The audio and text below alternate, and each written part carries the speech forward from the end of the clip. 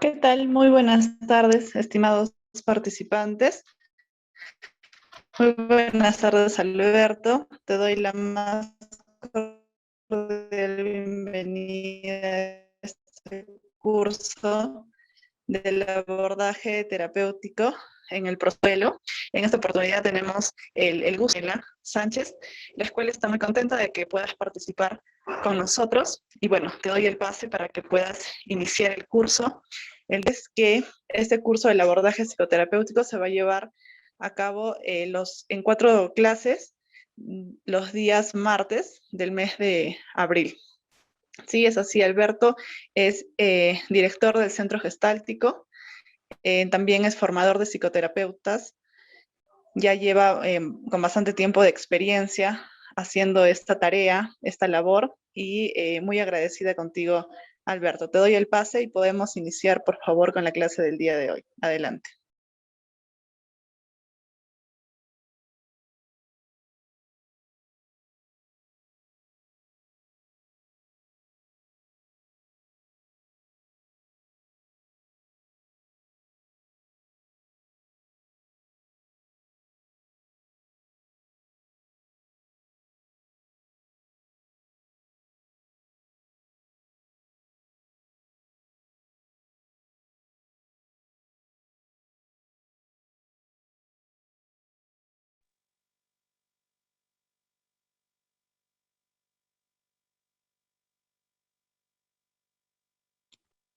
Ah, ya. Ok, ahora sí, porque me estabas dando la entrada al otro. Ya está. Muy bien. Mi nombre es Alberto Sánchez. Yo junto con Pamela Sánchez estamos a cargo de este curso sobre el abordaje del duelo. Este, 2 clases están bajo mi cargo y 2 clases están bajo el cargo de Pamela. Vamos a tratar de abordar el tema del duelo en este lapso de tiempo, tratando de cubrir mm, eh, diferentes tipos de pérdida, ¿sí? Y tratando de cubrir también la mayor cantidad de diversidad poblacional. Es un lapso de tiempo muy corto, pero vamos a tratar de hacer lo que, lo mejor que se pueda esto, ¿sí? Entonces, gracias, quiero darle las gracias por estar eligiendo llevar este seminario con nosotros, tanto con el centro que está bajo la dirección de Manuel, como el centro gestáltico, que está bajo mi dirección y la dirección de Pamela Sánchez, ¿sí?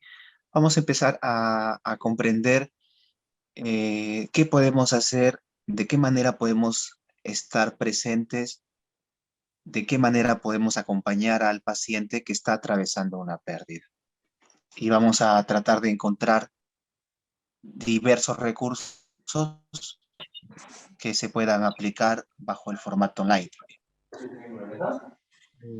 No olviden mantener sus micros en silencio, salvo que quieran hacer alguna pregunta, ¿sí? Pero si no, mantén...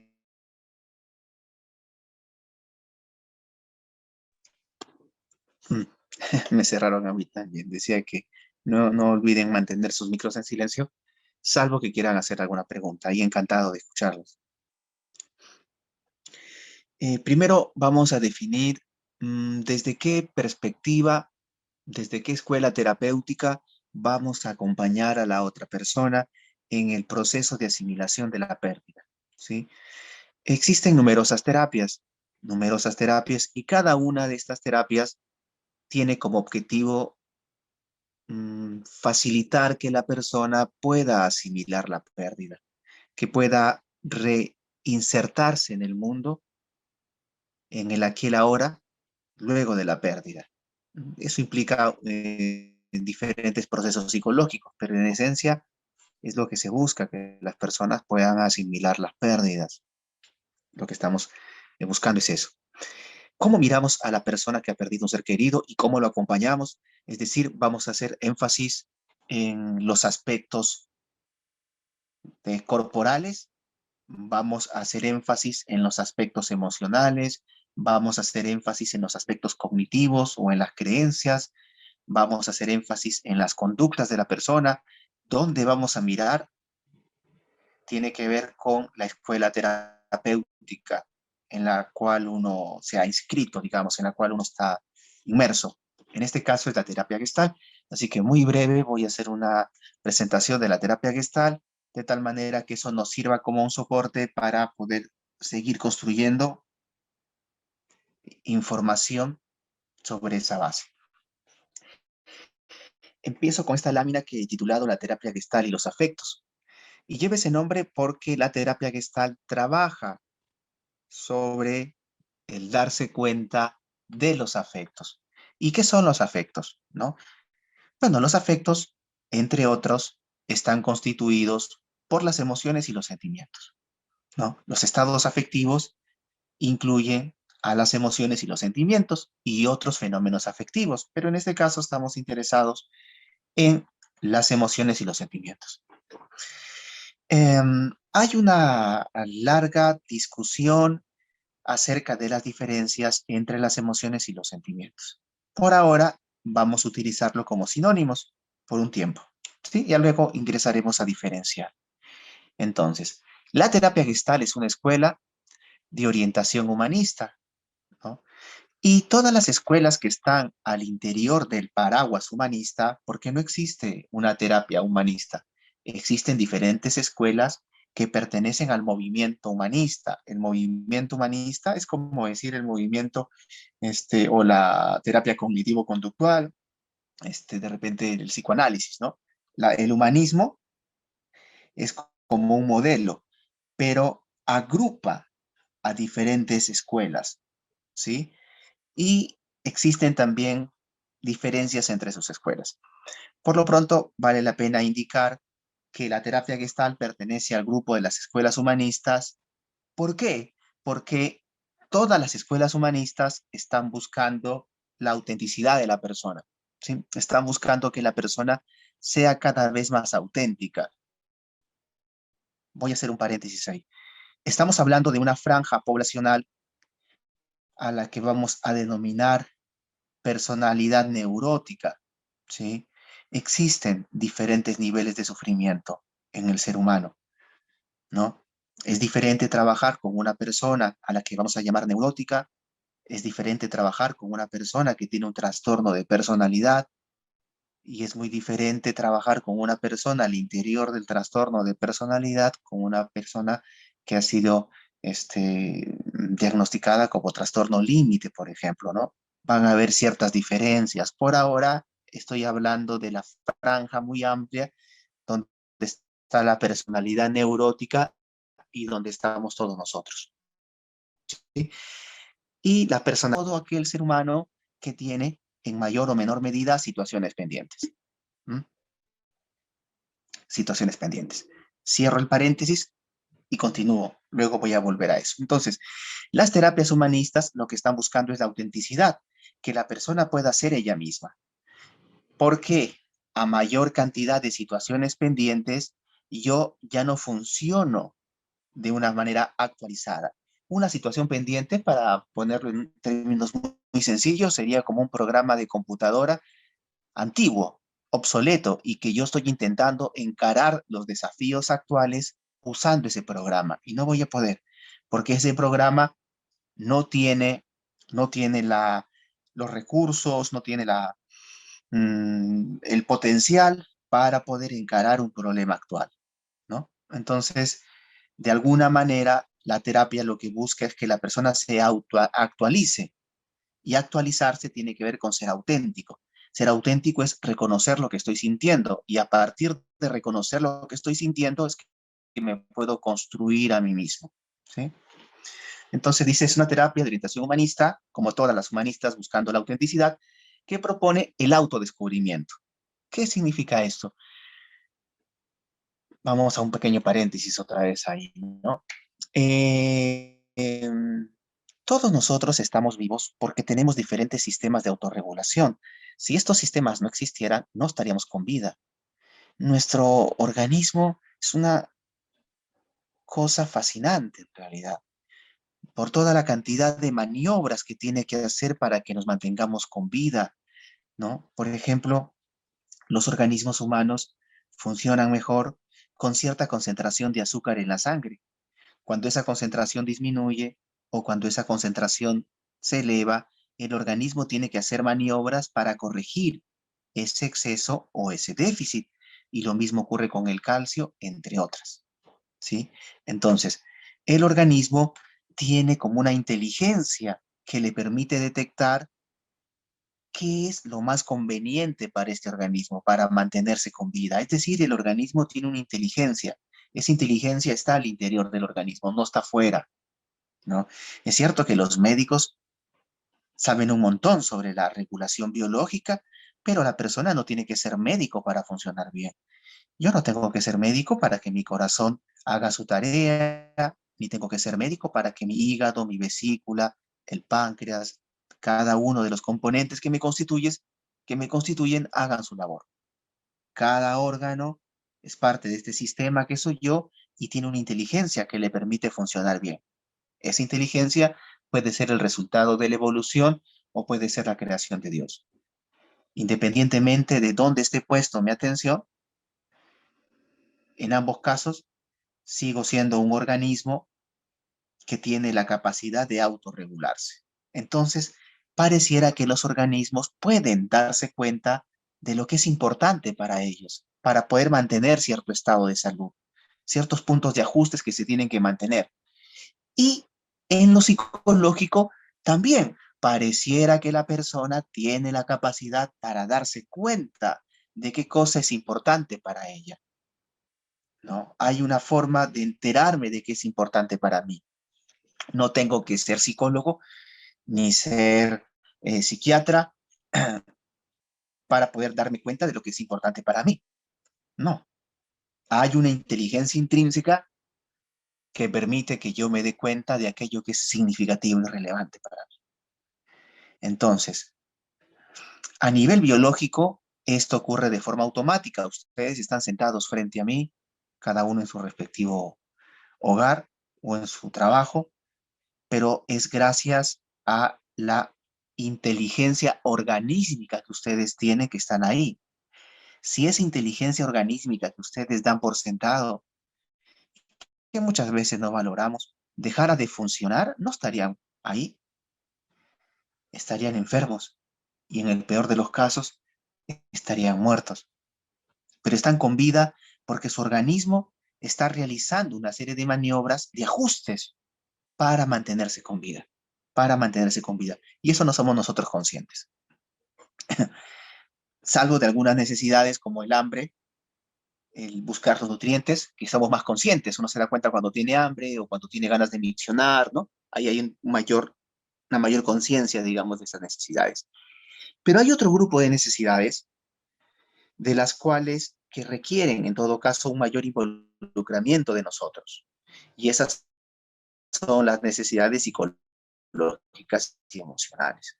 Entonces, ¿cómo me entero yo de lo que es bueno para mí? ¿De qué forma yo me voy a enterar de lo que necesito? ¿De qué manera me voy a enterar de eso? Es a través de un sistema conocido como las emociones y los sentimientos, ¿no? Por eso dice, para la terapia Gestalt, los afectos, el mundo afectivo de la persona le permite enterarse de lo que le está pasando, le permite enterarse de lo que le está pasando. Ujú. Voy a hacer otro paréntesis. Imagínense un bebé que está vivenciando hambre.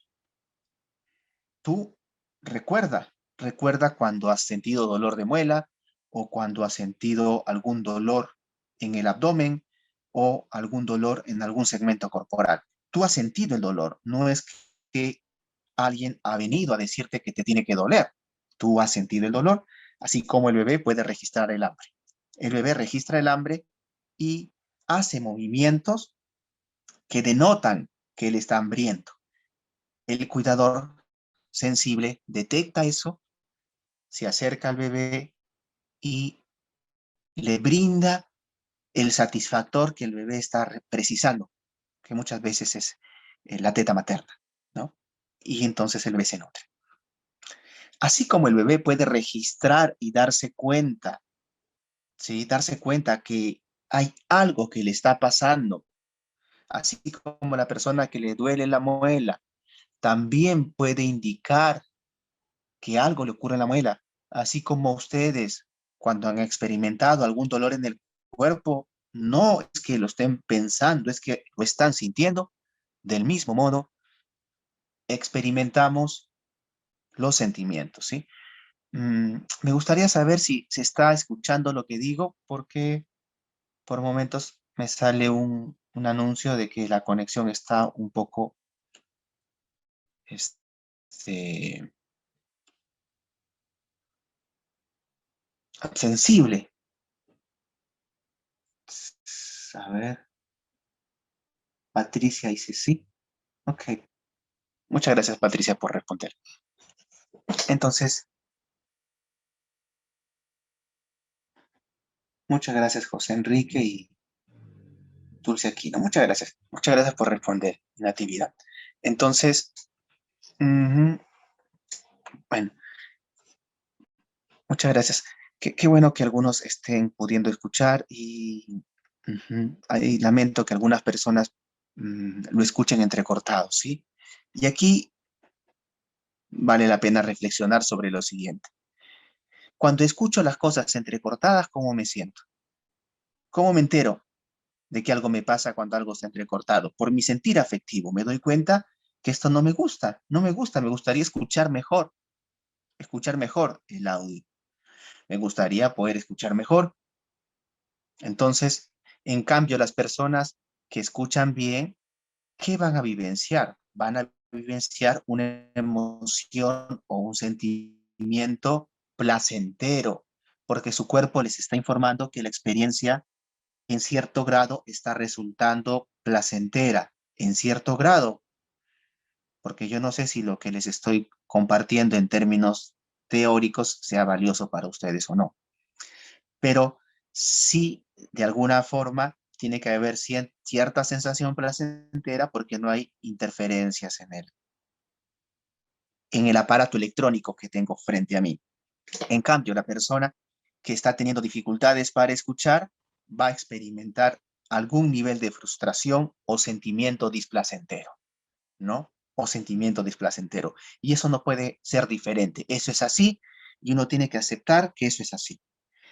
Que me siento enrabiado porque no puedo escuchar bien, me da rabia, o que me siento entristecido porque estoy perdiéndome algo, que me siento culpable por no haber tomado algún tipo de precaución, que me siento avergonzado, entonces no voy a decir nada, me voy a quedar en silencio y un largo etcétera, ¿no? Son los sentimientos los que nos van a informar de lo que nos ocurre aquí y ahora. Y además nos van a informar de nuestro pasado no resuelto, de nuestro pasado no resuelto. Por ejemplo, si esto que me pasa con las computadoras es algo que me viene pasando desde hace muchos años, mi nivel de frustración no va a ser el mismo que si fuera la primera vez que me ocurre esto. Mi nivel de frustración va a ser diferente, quizás mayor, porque esto es algo que ya me ocurre hace tiempo y ya entonces hay un nivel de frustración diferente. Eso sería como una situación pendiente del pasado que se inmiscuye en el presente, ¿no? Entonces, la terapia Gestalt es una terapia muy centrada en los afectos. Esto ya nos deja entrever que el abordaje terapéutico va a estar centrada en los afectos, en qué siente la persona, en qué está vivenciando la persona. Bien, continuamos. Eso que está ahí, eso que ustedes ven en su pantalla, ¿sí? Eso que está ahí, muy bien, se me fue. Ahí está. Eso que están viendo ahí, sí, ya regreso, ¿no? Es el modelo o el mapa que nosotros utilizamos para realizar nuestras intervenciones. Para realizar nuestras intervenciones, ¿sí? Ese mapa describe el camino que una necesidad tiene que recorrer para que sea satisfecha y asimilada, y también describe el camino que una relación va a tener desde el inicio hasta el fin. Vuelvo a repetir, son dos cosas. Ese mapa que está ahí, ese ciclo que está ahí, ese círculo que está ahí, es un mapa, es una descripción de la experiencia humana, del camino que una necesidad tiene que recorrer para ser satisfecha y también se puede utilizar a las relaciones humanas. Voy a ir con ejemplos sencillos. Digamos que eh, yo estoy vivenciando hambre, ¿no? Digamos que el bebé está vivenciando hambre, ¿sí? Aquí donde dice formación de figura, ¿sí? Donde dice formación de figura, se le llama así en la terapia Gestalt porque dice se ha formado la figura, es decir, la necesidad ha sido reconocida, ¿no? Entonces aquí sería como una persona o un bebé que se da cuenta que tiene hambre, ¿sí? Se da cuenta que tiene hambre. Pero este ciclo tiene fases anteriores, antes de que yo me dé cuenta que tengo hambre, minutos, segundos, milésimas, antes de que yo me dé cuenta que tengo hambre, voy a experimentar en mi cuerpo una sensación, ¿sí? Es decir, esta vivencia de hambre la voy a sentir en mi cuerpo. Por eso que este ciclo empieza con la fase de sensación. Hay algo ocurre, hay un cambio a nivel corporal, algo cambia en mi cuerpo y yo me doy cuenta de eso, ¿no? Que hay un cambio. Antes de ese cambio estaba en reposo, quiere decir que no había ninguna necesidad urgente por ser atendida, sino que las necesidades habían sido resueltas y en ese momento estoy en reposo. A veces ocurre eso, por ejemplo, después de haber comido, ¿no? Estoy en estado de reposo. O de repente pude hablar con alguien sobre un tema que traía incompleto, inconcluso, y ahora que ya hablé con la persona y la persona me escuchó y se resolvió, entonces ya estoy en estado de reposo, ¿sí? Y ese estado de reposo lo voy a perder porque nadie podría vivir en ese estado de reposo. Estar en ese estado de reposo equivale a estar también muerto, ¿no? Es un estado de reposo momentáneo, transitorio, pero ese estado de reposo se tiene que romper. ¿Y por qué se tiene que romper? Por ejemplo, escuché un ruido, por ejemplo, recordé un proyecto, por ejemplo, vi una noticia, en fin, diferentes situaciones hacen que yo me active, me empiece a activar. Hay una activación en mí, hay una activación física. Esa activación física se transforma en emoción o sentimiento y luego esa emoción o sentimiento me informa de una necesidad, ¿no? Entonces el bebé reconoce que algo está pasando en el cuerpo, está vivenciando un sentimiento o una emoción displacentera y se da cuenta que tiene hambre, ¿no? Como es un bebé, tiene muy pocos recursos en realidad para hacer saber de su hambre o para resolverlo solito. Entonces va a utilizar los recursos que mejor conoce. Y es así como llega a la fase de acción, donde tiene que usar los recursos corporales para tratar de resolver su necesidad. Dado que es un bebé muy pequeño, utilizará los movimientos, un poquito se moverá como una expresión del hambre que está vivenciando, pero también como un compromiso en el desarrollo de su autoeficacia. Sin embargo, si el entorno es un entorno que no tiene una sensibilidad, de repente no lee la necesidad y el bebé tiene que recurrir a un poquito más de intensidad y empieza el llanto, ¿no? Empieza el llanto. Bueno, el cuidador se da cuenta de eso y se acerca, estoy acá, y le da el alimento. Entonces, la necesidad del bebé ha llegado a buen puerto porque el cuidador está dándole el alimento que el bebé precisa o necesita. Y luego que eso ocurre, la experiencia termina y pasa al fondo, el organismo entra en reposo y volverán a surgir necesidades. Entonces, yo de repente me doy cuenta que me siento no escuchado, ¿no? Porque estamos conversando y te veo que estás mirando el celular. Yo observo que estás mirando el celular y yo siento algo en mi cuerpo y ahí me doy cuenta de que me siento enojado porque mi necesidad de que me escuches no está siendo cubierta.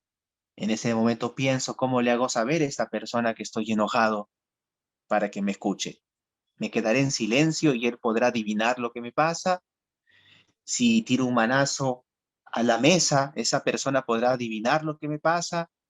Bueno, voy a optar por decírselo, ¿no? Una respuesta sana, lo que ustedes conocen como eh, esta característica de asertividad, ¿no? Entonces tengo una conducta asertiva acá y le digo, mira, ¿no? Mirándole a los ojos.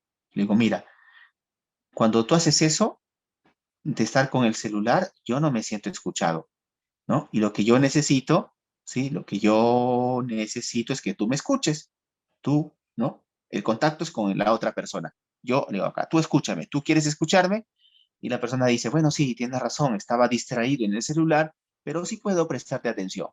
Puedo prestarte atención, entonces te voy a escuchar en este momento. Mi necesidad queda cubierto, yo paso a esta fase que se llama postcontacto, ¿no? Donde digo, qué agradable se sintió que me escuchara y la necesidad se cierra, ¿sí? El- están usando ahí en una de sus pantallas, están usando un color, ¿sí? Traten de no usarlo para que no se pueda, para que no se vaya a perder, digamos, la imagen que está ahí. Entonces, pero ¿qué podría pasar? ¿No? Podría pasar que yo me doy cuenta que necesito que la persona me escuche, necesito que la persona me escuche y se lo expreso y la persona me dice, no, yo no puedo cubrir tu necesidad de ser escuchado, no lo puedo cubrir. Entonces voy a quedarme con una vivencia displacentera. Pero como tengo recursos, puedo asimilar la situación y pasar al fondo. Si no tengo recursos, de repente no lo puedo asimilar, ¿sí? Entonces, para que una, para que una necesidad se pueda cerrar, para que una necesidad se pueda cerrar, tiene que recorrer todo este circuito y de alguna forma tiene que hacer un recorrido eficiente. No quiere decir que la necesidad se tenga que satisfacer sí o sí, sino que de alguna manera la persona sí tiene que recorrer alguno de estos segmentos, ¿no? Y cada uno de estos segmentos requiere ciertas habilidades. Entonces, la persona satisface su necesidad. Ahora voy a ir a la relación para poder ingresar al duelo con todo esto, ¿sí? Entonces, hablemos de una relación de pareja, por ejemplo, ¿no? Entonces, la persona tiene que ver que este círculo representa a cada persona. Imaginemos que hay dos círculos, ¿no? Entonces, hay una persona que al mirar a la otra persona, al mirarla, se va dando cuenta que su corazón se acelera, se va dando cuenta que siente ilusión, ¿no? Y es un sentimiento también de alguna forma displacentero, en el sentido de que yo quiero estar con esa persona, no me aguanto estar así sin la persona, yo quiero estar con esa persona, ¿no? Entonces, avanzo hacia la movilización de la energía y pienso cómo hago para conquistar a esta persona, para dejarme conquistar por esta persona, para hacerle saber de mis sentimientos y escuchar sobre sus sentimientos. Entonces un día le digo lo que me está pasando, ¿sí? Ya estaría en la fase de acción, ¿sí? Le digo lo que me está pasando y le digo, mira, ¿no? Le digo, mira, yo, mira, no le digo, hola, le digo, quiero compartirte lo que estoy sintiendo. Y le digo, me siento atraído hacia ti, me gustaría poder desarrollar una relación contigo, que mis sentimientos sean acogidos por ti, me gustaría acoger tus sentimientos, en fin. Y entonces la persona acepta la relación, con lo que la gestal queda aquí, queda en el contacto, ¿no? Queda en el contacto, en el contacto. Si nunca se llegan a separar, este es un contacto permanente, digamos, ¿no? Es una relación que dura. Pero si llega a terminar esa relación, ese ciclo de la relación ha terminado y necesitamos cerrarlo. Eso es el duelo. Los duelos tienen que ver con ciclos relacionales que han terminado y se tienen que cerrar. Pero además, voy a ponerlo así. Cuando mi padre murió, no recuerdo ya cuántos años han pasado de aquello, entonces yo tenía una relación con mi padre, ¿no es cierto? Estábamos en contacto, yo era el hijo y él era mi padre. No fue fue algo que él eligió, ¿no? Él eligió ser mi padre junto con mi madre, yo nací ahí y bueno, entonces estábamos en contacto. Pero la relación terminó. Pudieron haber otros duelos, ¿no? Porque en la niñez, adolescencia hay otro tipo de duelos, pero acá estoy hablando de los duelos por pérdida en este momento. Entonces, cuando él murió, este contacto que yo tenía con mi padre se rompió porque murió.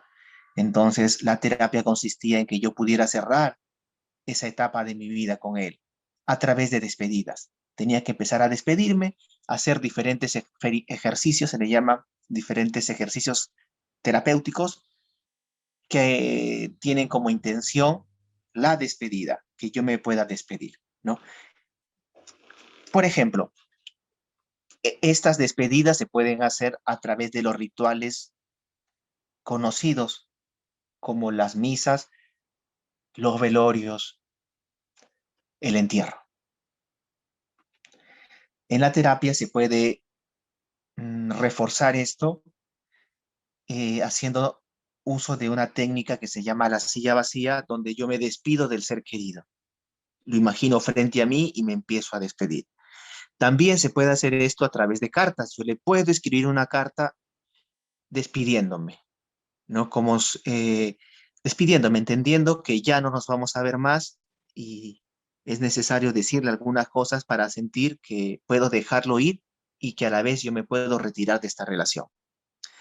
Pero, pero, acá es importante entender que al interior de esa relación con mi padre también habían necesidades o asuntos pendientes, ¿se entiende? O asuntos pendientes, ¿no? Entonces, una cosa es trabajar la relación de despedida y otra cosa es trabajar los asuntos pendientes. Y un asunto pendiente es algo como una necesidad que no fue cubierta. De repente, cuando yo era niño, yo necesité del abrazo y el abrazo no estuvo. O de repente yo quise darle un abrazo y él no lo pudo recibir en ese momento. En algún momento necesité sentirme aprobado, cuidado, incluido, valorado por él. Y si no se dio esa vivencia, yo tengo asuntos pendientes con él. Si se dio la vivencia, si esto tuvo un buen fin en su momento, entonces no tengo asuntos pendientes. Pero eso es imposible, ¿no? Los seres humanos somos demasiado complejos como para no tener situaciones pendientes. Entonces, para poder cerrar un, un, un para poder asimilar una pérdida, para poder asimilar una pérdida, quería decir, es necesario que se puedan cerrar estas relaciones con trabajos de despedida y a la vez que se puedan trabajar sobre aquellas situaciones pendientes al interior de la relación, que en términos mucho más gestálticos sería con aquellas necesidades que no se han visto cubiertas, ¿sí? Eso es como el marco más general del trabajo de duelos. Eh, Avanzo un poquito más y luego voy a hacer un par de trabajos. Las personas, ¿cómo superar un duelo de manera? Ahora voy a entrar en eso, en trabajo, ¿sí? Quiero también indicar que los seres humanos necesitamos la vinculación para poder desarrollarnos. Eso es imprescindible. Ningún ser humano puede desarrollarse sin la ayuda de otro ser humano. Cuando un bebé nace, nace en un estado incompleto, está camino a completarse. pero para que pueda desarrollarse necesita un entorno que le satisfaga necesidades, tanto psicológicas como fisiológicas. Un bebé dejado a la intemperie se va a morir. Un bebé no alimentado se va a morir. Un bebé necesita que el cuidador, que el cuidador pueda, pueda, este, brindarle un espacio donde las necesidades queden cubiertas. Entonces, la necesidad de vinculación es una necesidad muy básica, muy primaria. Es por eso que nos duele tanto cuando un ser querido muere, ¿no? Porque la necesidad de vincularme con otro ser humano es muy importante, de ahí el tema de las parejas y todo esto, ¿sí? Voy a leer un pedacito de esto y vamos a trabajar. Dice lo siguiente, ¿no? Dice, los seres humanos somos relacionales por naturaleza. Y se refiere a que no es que lo elija, sino que no podría sobrevivir sin un otro. Si yo como bebé soy abandonado al momento de nacer, entonces no voy a poder desarrollarme de ninguna forma. Ahí va a terminar mi historia, ¿sí? Estamos interactuando constantemente con los que nos rodean, con las personas que están alrededor de nosotros. Construimos vínculos a lo largo de toda nuestra existencia para satisfacer nuestras necesidades de seguridad y protección como niños, ¿no? También para desarrollar nuestra identidad durante la adolescencia y para dar y recibir amor como seres maduros en nuestra vida adulta. Autores eh, de orientación psicodinámica han enfatizado la necesidad de relación como una de las características fundamentales del ser humano y cómo este contacto interpersonal es necesario, indispensable para su crecimiento y desarrollo. Es decir, una persona tiene que tener una buena relación donde se le satisfaga un conjunto de necesidades para asegurar su desarrollo. Estamos hablando de algo que algunos investigadores llaman el exoembarazo, ¿no? Y también estamos hablando de todos estos fenómenos estudiados por la teoría del apego, ¿no? Todo eso está metido en este concepto de la importancia de la vinculación. Muy bien, vamos a entrar ahora sí al duelo. Eh, quiero que tengan en mente siempre esto, ¿sí? Porque cada trabajo que voy a hacer tiene que ver con completar. Se llama el cierre de asuntos pendientes y la despedida es un asunto pendiente. Voy a ver, acá hay algunas preguntas, voy a responder. Ujú. Acá dice cómo cerrar los asuntos pendientes y luego hay una pregunta de una participante que dice lo siguiente, dice, ¿cómo superar un duelo de una madre que se tenía años sin ver porque estaba en otro país y murió por COVID? Ujú. ¿No? Eso tiene, eso va a permitir que responda también a las situaciones pendientes, ¿no? Entonces, eh, hemos dicho que este ciclo nos va a mostrar, nos va a permitir tener dos cosas en mente, las necesidades y el fin de una relación, ¿sí? Las necesidades y el fin de una relación. Entonces, voy a soltar una idea de cómo se podría trabajar los duelos, ¿sí? Pero luego me gustaría también hacer algunos trabajos con algunos. Entonces, el cómo trabajar un duelo, ¿no? Entonces tenemos que un duelo tiene que implicar, entre otras, dos cosas. Entre otras, porque hay otras cosas, ¿no? Dos cosas.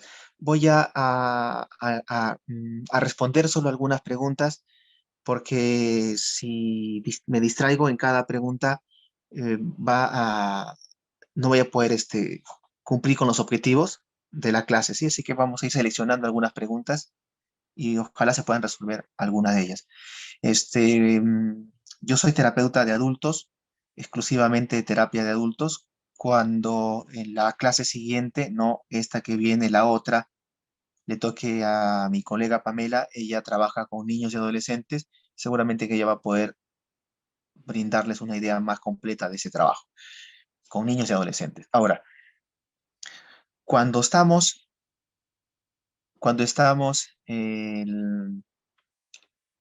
frente a un paciente, sí, frente a un paciente, el- he leído la pregunta de Stephanie también. Tengo la pregunta me parece que es de Betsabe, no alcanzo a ver bien, ¿sí? Sí, he leído tu pregunta, Betsabe, y también he leído tu pregunta, Stephanie. El- Ambas preguntas podrían ser respondidas mejor por mi colega, que ella es especialista en niños y adolescentes, ¿sí? Pero las he leído, las preguntas. Entonces, este ciclo me va a permitir elaborar el abordaje en una persona, ¿sí? En una persona. Por ejemplo, ¿no? Yo le podría decir al paciente, también he leído tu pregunta, Rosana, ¿sí? Rosana, también he podido leer tu pregunta. Ujú. Tu pregunta se ajusta un poquito más a mi teoría, a mi forma de trabajar, ¿sí? Entonces sí puedo explicar eso. Entonces, y luego voy a pagar la grabación para hacer un trabajo vivencial con alguno de ustedes, ¿sí? Bien, entonces digamos que yo le puedo decir al paciente, ¿no? Vas a seleccionar imágenes de revistas, vas a seleccionar imágenes de revistas que hablen de los momentos más felices, más tristes o dolorosos que vivenciaste con esta persona. ¿Eh? Vas a seleccionar de una revista, entre paréntesis, hay algunos que compran cartas, hay cartas, no cartas de escribir, sino imágenes, ¿no? Hay mazos con imágenes de situaciones alegres, tristes, que se puede utilizar, pero aquí yo le podría decir al consultante que de revistas vaya recortando imágenes que hablen de los momentos más felices, de los momentos tristes y dolorosos que atravesó con esa persona y me haga una línea de vida, algo que me cuente la historia y luego le pongo un punto final, ¿no? Con esa imagen yo ya puedo hacer varios trabajos terapéuticos con este paciente, porque voy a poder identificar aquellas situaciones pendientes, aquellas situaciones que no han sido adecuadamente cerradas y voy a poder proponer también trabajos de despedida. Vuelvo a repetir, son dos cosas, ¿no? Son dos cosas. Por un lado está el cierre específico de situaciones no resueltas vinculadas a necesidades y por otro lado está el trabajo de despedida, ¿sí? Este trabajo que nos menciona nuestra compañera acerca de la mamá que pierde al bebé es un trabajo de despedida. La mamá no va a tener, la mamá, no encuentro otra palabra, voy a usar el va a tener, que despedirse de ese bebé. Eso lo va a hacer en una silla vacía, lo va a hacer a través de cartas, ¿no? Donde le pueda expresar sus sentimientos, va a tener que trabajar quizás con algún sentimiento de culpa, si es que lo tiene, ¿no? Hay varios trabajos ahí por hacer. Muy bien. Somos 227 personas en este momento. Voy a detener la grabación, ¿sí? Porque lo que voy a hacer a continuación ya es un trabajo más de corte vivencial, ¿sí? Los sentimientos y las emociones son indicadores de lo que nos ocurre, ¿sí? Un médico argentino ha escrito numerosos libros sobre esto, el nombre es Norberto Levi, y hay un ejemplo sencillo que puede explicar las emociones, ¿no? Hay un ejemplo sencillo que puede explicar las emociones. Y es un ejemplo bastante sencillo. Él dice que cuando tú conduces un carro y el nivel de la gasolina disminuye en el carro, tú te enteras porque hay un tablero de mandos y en el tablero de mandos existe indicadores.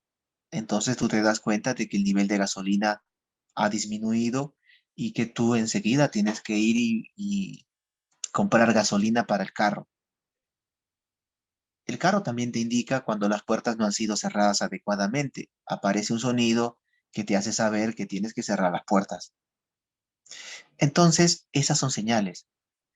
Tanto el indicador que dice que falta gasolina como el timbre que te indica que la puerta no se ha cerrado son indicadores, son señales que te permiten saber que hay algo que tiene que ser atendido. Los sentimientos y las emociones son indicadores. Entonces, Rosana se da cuenta de lo que está sintiendo y cada emoción que ella experimenta indica algo, ¿sí? Indica algo. Así como el tablero, cuando disminuye la gasolina, nos indica que tenemos que ir al grifo a cargar gasolina, o cuando hemos cerrado mal la puerta, nos indica que tenemos que cerrar la puerta. Del mismo modo, cada una de las emociones indica un trabajo específico a realizar. La tristeza nos indica que tenemos que seguir trabajando con la despedida. El enojo nos indica que estamos viviendo una situación de injusticia y que no se nos ha escuchado y que necesitamos expresar esa injusticia, que necesitamos expresar esa situación donde nos hemos sentido quizás violentados. El miedo que no le hemos trabajado nos indica que estamos en peligro y que tiene que haber en Rosanita mucho miedo y ansiedad porque ella estuvo en peligro y su bebé estuvo en peligro. Entonces también eso hay que trabajarlo. La culpa nos indica que quizás hay algún valor, alguna norma, algo que hemos transgredido y que nos sentimos acusados por eso. En fin, cada uno de los sentimientos y las emociones van a indicar una tarea específica. Cada uno. Así, si un auto es refinado y, y no es que cuando la puerta está abierta lo que se enciende es la señal de gasolina, no. La señal de gasolina se enciende porque falta gasolina. Lo de la puerta suena cuando es la puerta la que no ha sido cerrada.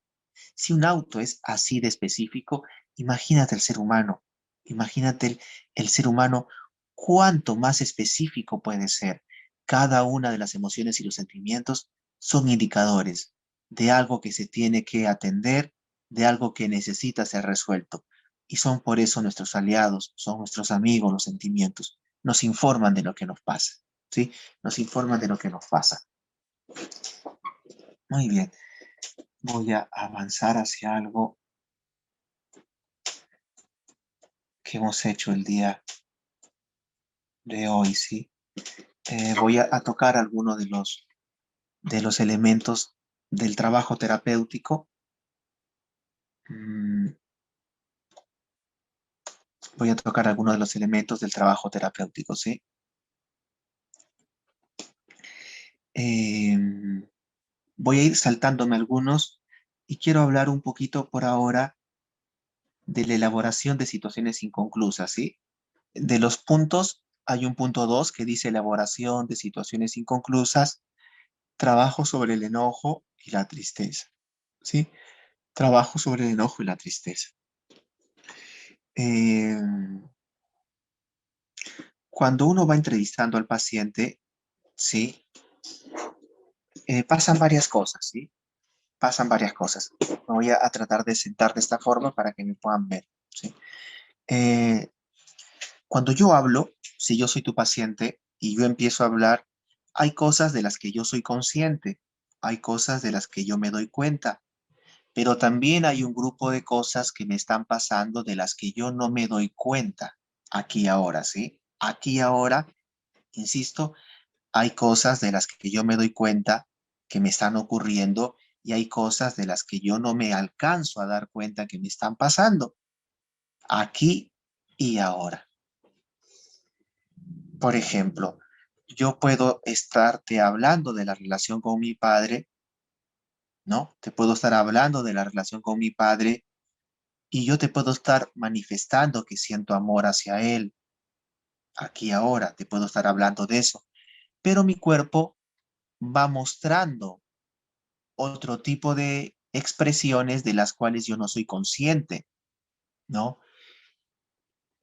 Y la tarea del terapeuta es funcionar como un espejo para que me indique una serie de cosas que me están pasando y de las cuales no soy consciente. Yo tengo aquí un papelito, ¿no? Tengo un papelito en mi mano.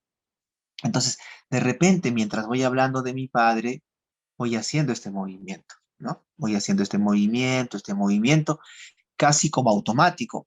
Pero así como hago ese movimiento, puedo hacer otras cosas como cambiar mi tono de voz, acentuar una palabra al final, cambiar mi respiración, cambiar mi postura corporal. Puedo hacer una serie de cambios. El terapeuta tiene que estar atento con sus sentidos, visual y auditivo, ¿no? Entonces me tiene que decir, Alberto, ahora yo observo que mientras me vas hablando del tema con tu padre, y observo que con tus manos estás haciendo un movimiento con un papel. ¿Podrías llevar tu atención ahí? Y yo digo, sí, estoy doblando el papel. A ver, síguelo doblando. Exagera, exagera, exagera, exagera. Y fíjate qué sientes al doblar. Y yo digo, es como si estuviera ahorcando algo, como si estuviera presionando. Cuando hago esto me siento enojado, siento enojo. Y entonces el terapeuta me dirá, me estabas hablando de tu padre y del cariño que sentías hacia él y ahora estás hablándome de enojo. Sí, es que estoy enojado, también hay cosas que no me gustan de él, ¿no? Entonces tú estás ayudándome a que yo sea consciente de cierta información que yo estoy mostrando, pero de la cual yo no soy completamente consciente. Como si yo tuviera algunas microdisociaciones, ¿sí? Estoy usando la palabra disociación en términos no tan clínicos quizás o exhaustivamente clínicos, ¿sí? Estoy diciendo que a veces el paciente, cuando está frente a ti, tiene como microdisociaciones en el sentido de que no es consciente de ciertas cosas que está haciendo y que es importante que se dé cuenta de esas cosas que no está haciendo para que vea que hay algo que le está pasando y que no estaba prestando atención. Entonces, yo estoy hablando de mi padre y hago un cambio en mi respiración. ¿No? Y el terapeuta me dice, Alberto, observé que mientras me hablabas de tu padre hubo un cambio en tu respiración. ¿Qué está pasándote, no? Y yo digo, no, no, es que no sé, fíjate qué te está pasando, es que sentí tristeza cuando hablé de él. Dale espacio a la tristeza, es que lo extraño, ¿no? Y entonces tú me conectas con eso. Háblale a él, dile que lo extrañas, ¿sí?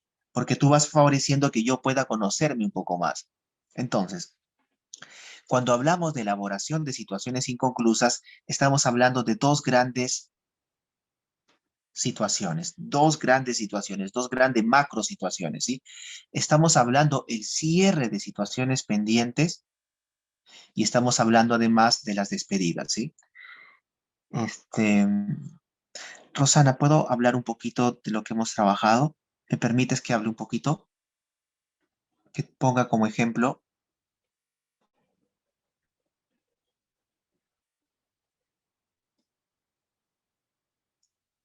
Mm. Muchas gracias, Rosana. Muchas gracias de corazón. Porque voy a poder explicar algo y va a quedar muy claro.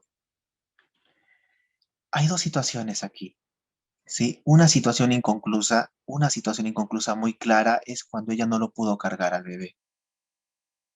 Esa es una situación inconclusa muy clara, ¿no? Es una situación pendiente muy clara, el no poder haber cargado al bebé. Y así como esa situación inconclusa, hay diferentes situaciones inconclusas vinculadas a su bebé. Hay diferentes situaciones pendientes vinculadas, ¿no? Y otra de las situaciones inconclusas es la despedida. Se tiene que despedir, tiene que visualizar a su bebé y despedirse, ¿sí? Muy bien, vamos esto a traspolarlo a otros ejemplos, ¿sí?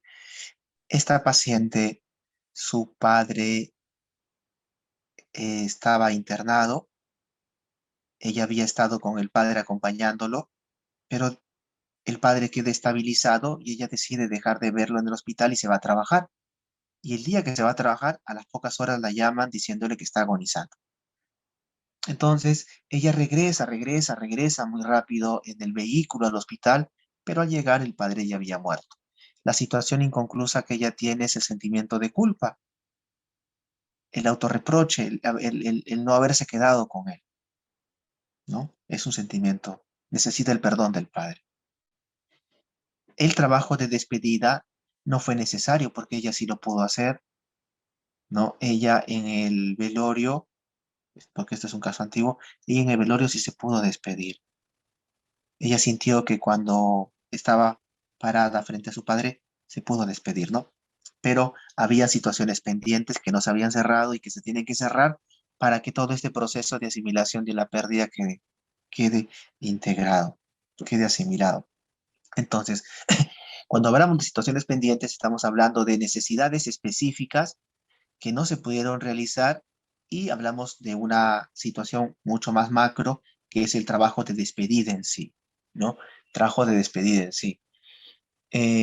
Cuando yo era paciente y justo mi padre había fallecido, yo estaba en proceso de terapia, hice ese trabajo. Me pidieron que cerrara los ojos, pusiera a mi padre enfrente, lo visualizara agonizando. Es muy importante visualizarlo ya cuando está a punto de morir y que pudiera expresarle lo que no le expresé, lo que me faltó expresarle, ¿no? Porque yo había tenido oportunidad de hablar con él un tiempo antes de que falleciera, pero ya cuando falleció me di cuenta que habían cosas que no había podido decir y entonces empezó el trabajo donde yo le empecé a decir mis sentimientos. Eso es un trabajo de despedida, que lo vamos a tener que hacer sí o sí, salvo que la persona se haya despedido y que sienta que la despedida fue suficiente. Y otra cosa ya tiene que ver con las situaciones pendientes específicas, ¿no? Con, de repente, cuando éramos niños, yo necesitaba algún tipo de consejo que nunca llegó ese consejo y eso es una situación pendiente. Hay una emoción ahí atorada, no expresada, ¿no? Y esas son situaciones pendientes. Entonces, cuando estamos hablando de elaborar situaciones inconclusas, estamos hablando de ayudar a que la persona descubra qué fragmentos de la historia en común con el ser humano que ya no está no fueron bien resueltas. Y luego apuntar a los trabajos de despedida, ¿sí? Ahora quiero saltarme a esta parte que dice recuperación de aspectos proyectados, ¿sí? Recuperación de aspectos proyectados, ¿sí? Y quiero usar algo que comparten con frecuencia en el Facebook para explicar esto, ¿no? Lo comparten en el Facebook y también en otras plataformas. Y es un breve fragmento de la vida de un cantautor, este, se me ha ido el nombre de este cantautor que canta No soy de aquí, no soy de allá, Facundo Cabral, ya lo recordé. Cuando Facundo Cabral, cuando muere su esposa y su hija en un accidente, dicen que él conversa con la Madre Teresa, me parece que es, con quien conversa, y la Madre Teresa le dice algo que resume ese ítem que dice recuperación de aspectos proyectados, responsabilidad en el origen de nuestros afectos y aspectos depositados en los demás, ¿sí? Esto que le dice la Madre Teresa lo resume la Madre Teresa mejor que el texto que he colocado ahí. Le dice la Madre Teresa, ¿y qué vas a hacer con todo ese amor que tenías para tu esposa y para tu hija? Y eso es de una mm, reflexión impresionante, ¿no? Porque es cierto, o sea, los sentimientos que Roxana desarrolló, los sentimientos que Facundo Cabral desarrolló, los sentimientos que yo desarrollé hacia mi padre, los sentimientos que cada uno de nosotros ha desarrollado hacia las personas que ya no están en nuestras vidas, son nuestros sentimientos, nos pertenecen. Es decir, si yo soy un arbolito y una rama mía creció para darle sombra a alguna planta y esa planta ya no está, pero yo crecí para darle sombra, o sea que yo también tengo esa capacidad, es mía, que floreció contigo y fue hermoso que floreciera contigo, pero es una capacidad mía. Entonces, esta capacidad para poder ser madre, para poder querer, le pertenece a Rosana y que seguramente algún día lo va a poder ejercitar completamente, ¿no? Es muy importante. Pero ahí también a veces pueden haber algunos como entrampamientos, algunas dificultades, ¿no? De repente yo siento que traiciono al ser querido, de repente yo siento que lo voy a olvidar y que no está bien que lo olvide. Algunas dificultades vamos a tener que trabajar ahí también, ¿sí? Pero eso es recuperar la proyección, ¿no? ¿Y por qué se dice que recuperar la proyección? Porque a veces uno cree que los sentimientos que uno experimenta han sido generados exclusivamente por la otra persona y ahora que la persona ya no está en nuestra vida, nosotros no podemos sentir eso. Y eso no es tanto así, ¿no? Imaginemos que esto que está aquí, que este vaso que está aquí, imaginemos que es un vaso, una taza de agua caliente, ¿no? Entonces yo meto los dedos en la taza de agua caliente y yo voy a sentir el calor en mis dedos. Pero ese calor que yo siento en mis dedos no es exclusivamente porque la taza está llena de agua caliente, no es, sino que además es porque yo tengo un sistema nervioso que me informa de eso. O sea que la capacidad para sentir es mía. Y si yo siento amor por ti, es porque yo tengo esa capacidad. No es que tú me lo estés provocando exclusivamente. Y eso es muy importante que la persona tiene que entenderlo. Cuando las personas de la tercera edad, cuando las personas ya mayores pierden a sus parejas, hay que ayudarlas a que entiendan que el amor que sintieron por esa persona no se fue con la muerte del ser querido, que ese amor está en ellos, que ellos tienen esa capacidad para amar y que esa capacidad para amar puede ser destinado, puede ser colocado, puede ser distribuido, puede ser entregado a otra relación, a otras personas, a otros seres queridos, ¿sí? Entonces, eso es la recuperación de la proyección que se puede dar a través del diálogo un poquito, ¿no? Mientras que la elaboración de la situación inconclusa lo hacemos con sillas vacías, esto puede ser de otra forma. Carmen dice algo, a ver, voy a leer lo de Carmen y continúo, ¿sí? Oye, Dice, a ver, ya dice, ¿qué opina con respecto a mantener viva la presencia de la persona en un diálogo con ella? Como no tendría nada de malo, no tendría nada de malo si es que eso no quita otros espacios de tu vida, ¿no es cierto? Es decir, yo también hablo a veces con mi padre, murió un amigo, mi querido también, a veces hablo con mi amigo, ¿no? No tiene nada de malo si es que eso no me quita espacios de esta vida, ¿no? Es decir, si, ¿cuándo sería un problema neurótico? Cuando, digamos que yo sujeto, quiero ver si se ve la mano, si yo sujeto, si yo llego a sujetar a la persona que ya no está en mi vida y por estar sujetándola no puedo relacionarme con otros eventos que están ocurriéndome aquí ahora. Un duelo es crónico, un duelo es difícil, un duelo se puede considerar patológico, entre comillas, porque la persona se ha quedado fijada y esa fijación no le permite nutrirse. Pero si así como dice, por ejemplo, así como dice en este momento Carmen, así como Roxana, así como yo y como muchos de nosotros que hemos perdido a nuestros seres queridos, están en nuestro corazón y podemos hablar con ellos, podemos cerrar los ojos y contarle cosas que nos están pasando. Eso no tiene nada de malo. Lo malo sería que yo esté demasiado centrado en esto y que la vida pase y pase y pase y yo no pueda tomar la vida que está pasando. Pero si yo puedo tomar la vida que está pasando, puedo disfrutar de las personas que tengo en mi vida, puedo seguir ahí hablando, ¿no? Con ese sentimiento. Cuando se le llama el duelo difícil, ¿no? Un duelo difícil. La, las teorías son un poco drásticas ahí y dicen que a partir del año y medio ya tendría que estar asimilado el duelo, ¿no? Las teorías, no lo digo yo, estoy repitiendo lo de las teorías. Yo me he topado en la práctica clínica con personas que luego de 20 años de repente se dan cuenta que había cosas que no estaban bien cerradas en el duelo y que se ha dado la oportunidad de cerrarlo, ¿no? Yo creo que lo que hay que entender es que un duelo es difícil cuando la persona está centrada en el ser que ya no está y excluye otros aspectos de la vida, ¿no? Pero tiene que ser una exclusión. Por ejemplo, no es porque de repente yo tengo en casa un cuadro o el cuarto de repente está mm, todavía eh, con la forma original, ¿no?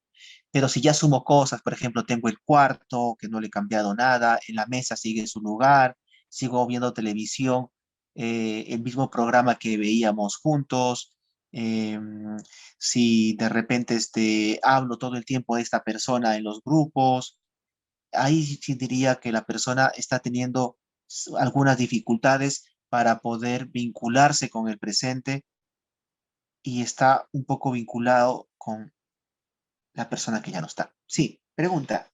Haz tu pregunta. Haz tu pregunta, Daniel. Ujú. Dice, si tengo un paciente con duelo, ¿es pertinente aplicarle sillas vacías varias veces? Hay diferentes recursos y sí podrías hacer las sillas vacías muchas veces.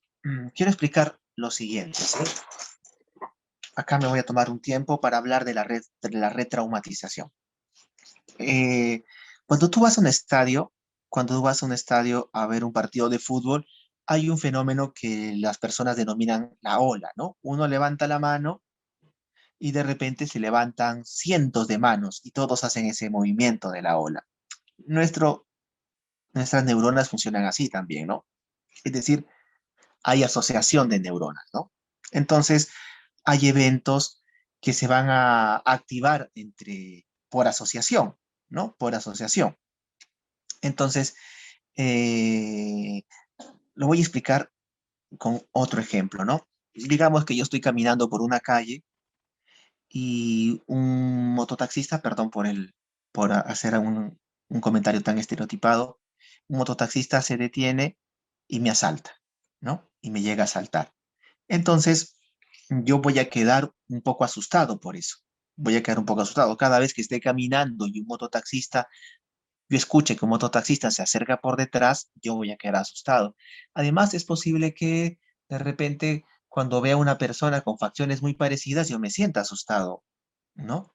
Pero también hay gatilladores más sutiles, porque la persona que me asaltó de repente tenía un perfume especial, un olor que yo en apariencia no lo registré muy bien, pero un día estoy caminando, siento ese olor y me acelero y no sé por qué me aceleré, ¿no? Y eso es porque el olor me recuerda a mí el robo, a pesar de que yo no soy tan consciente de eso, me lo recuerda. Entonces, hay muchas formas en que una experiencia queda ahí y que puede ser activada por diferentes factores.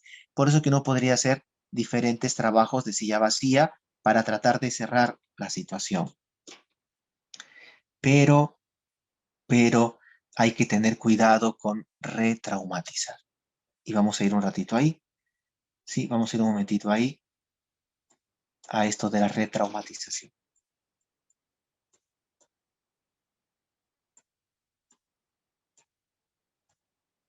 Sí.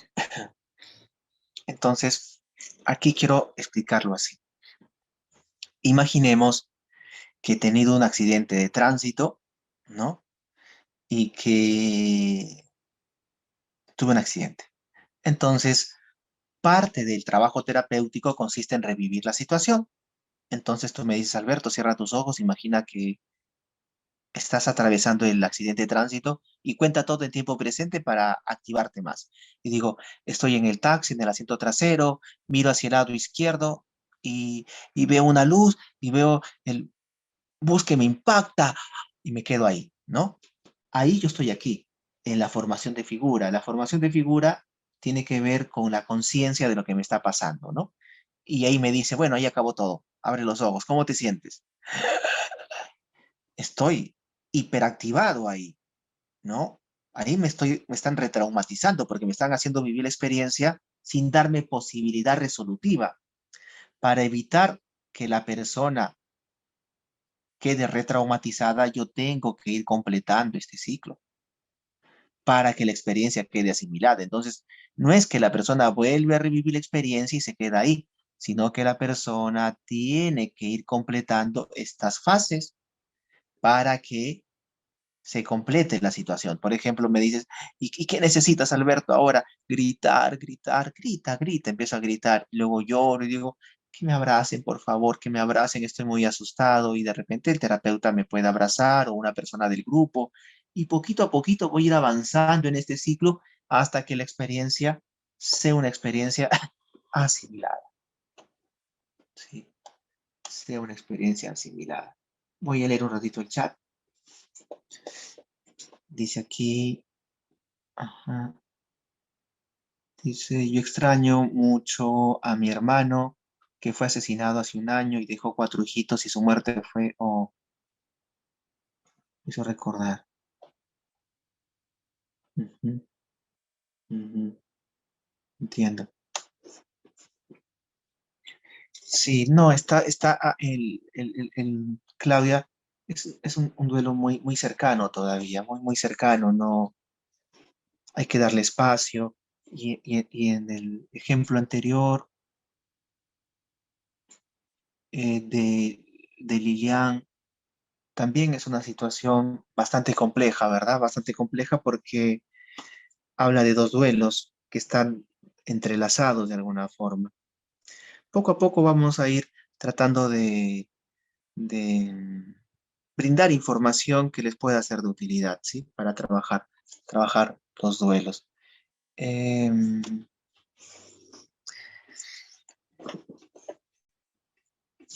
ya quiero avanzar un poquito más acá abajo. En la... Hay una pregunta que siempre hacemos también en el duelo, ¿sí? Luego vamos a ver las etapas y vamos a abrir un poquito la discusión. Hay gente que no está muy interesada en que el duelo tenga etapas. Entonces, hay, es muy importante descubrir el sentimiento de culpa. Y hay una pregunta que se puede hacer para reconocer el sentimiento de culpa, ¿sí? Y la pregunta es, ¿hay algo que hubieras hecho diferente? Esta es la pregunta para el sentimiento de culpa. ¿Hay algo que hubieras hecho diferente? Y entonces, si la persona dice que sí, que hay algo que se pudo haber hecho de forma diferente, entonces estaremos hablando de que ahí hay un sentimiento de culpa, ¿no? Pero si la persona no, no menciona que está conforme con todo lo que hizo, no hay sentimiento de culpa, ¿sí? Todo esto que estamos viendo, yo las siguientes clases lo vamos a continuar viendo, a continuar sistematizando, ¿sí? Continuar sistematizando. Hubieron algunos participantes que levantaron la mano para poder trabajar. Yo creo que la siguiente podemos trabajar. Me gustaría, en un ratito más vamos a cerrar, todavía nos quedan unos minutos, pero me gustaría escuchar para aclarar alguna duda que puedan tener. Ujú. Muy bien, es una muy buena pregunta. Es una muy buena pregunta, ¿no? Tiene que ver con el sentimiento de culpa. Dice, ujú. Mm, a ver, espérate, quiero leer bien tu pregunta porque, bueno, no tengo un problema para leer acá las preguntas. Voy a empezar desde la última. ¿Cuántas sesiones se necesitan? Es que eso va a depender mucho, mucho, mucho del organismo, ¿no? Es mucho de tus procesos de asimilación. Eso no depende tanto de la técnica terapéutica o del terapeuta, depende mucho del organismo que está frente a ti y de la capacidad que ese organismo tiene para ir resolviéndolo. No se puede, no se puede saber. Eh, en relación a la culpa, efectivamente, la culpa es un reproche posterior, es decir, no hay razón de que hubiera culpa. Para la persona es muy simple pararse en el futuro, en el aquí y el ahora y reclamar a una parte del pasado. Suele ser muy simple eso, ¿no? Nosotros somos muy, muy duros con nosotros mismos. Nos reprochamos cosas que hicimos en otro momento de nuestra vida, que hicimos en otro momento de nuestra vida, pero que no podía ser diferente porque no teníamos la madurez ni el conocimiento que tenemos ahora. No la teníamos. Entonces, el, el sentimiento de culpa se libera. Primero hay que usar dos sillas. Uno para que esté la voz culpadora y otra silla para que esté la voz culpada, ¿no? Y van a conversar y en ese diálogo se va a resolver. Eso lo podemos trabajar la siguiente sesión. Seguramente podemos trabajar la culpa. Sí, levantaron la mano, y a ver si abren su micro y preguntan porque se me hace más fácil. A ver, los escucho. ¿Quién quiere de los que levantó la mano, quién quiere preguntar?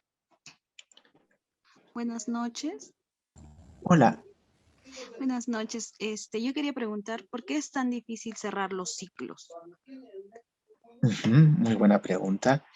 No es que sea difícil, sino que hay que poder descubrir qué es lo inconcluso, qué es lo pendiente, qué es lo que no está resuelto ahí, ¿no? Son dos tipos de ciclos. El ciclo de una necesidad y el ciclo de la despedida. La despedida se tiene que dar, es decir, imaginar que la persona está frente a mí y tengo que despedirme.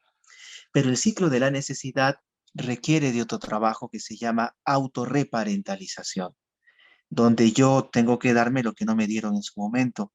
Por ejemplo, si yo no me sentí reconocido por mi padre o por mi madre, yo de repente vine del colegio con un trabajo y se lo mostré y ellos fueron indiferentes con ese trabajo. Entonces yo me sentí mm, desvalorizado y tengo una situación pendiente y ando por el mundo pidiendo se me valore.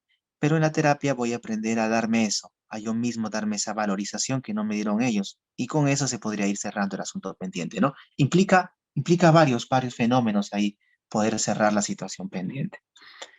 Implica, yo creo que ya la siguiente podremos entrar ya un poquito más en eso.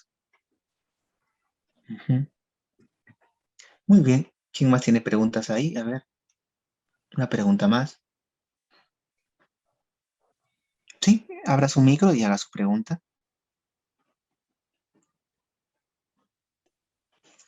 Doctor, no sé si me escuché. Sí, sí, te escucho. ¿Qué pasa, por ejemplo, si es que estamos llevando, por mi caso, sesiones Hola. de pareja o algo así? Y bueno, la persona le han terminado, pero ella tiene o él tiene sentimiento de que no merecía que le terminen o algo así, pero tiene ese sentimiento de que no, se va a arrepentir, va a regresar, ¿no?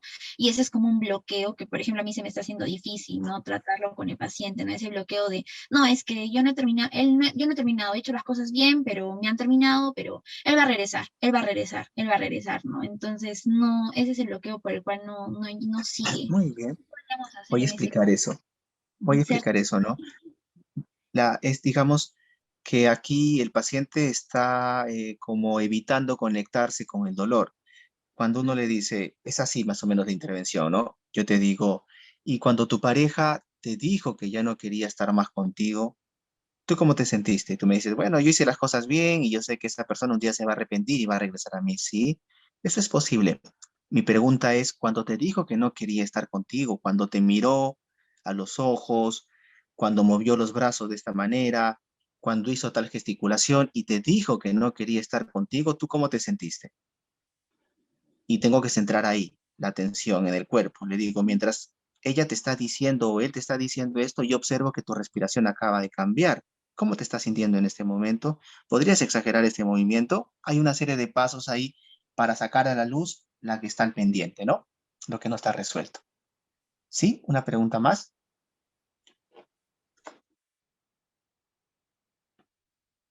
Ujú. A ver, ¿quién va a preguntar algo más ahí?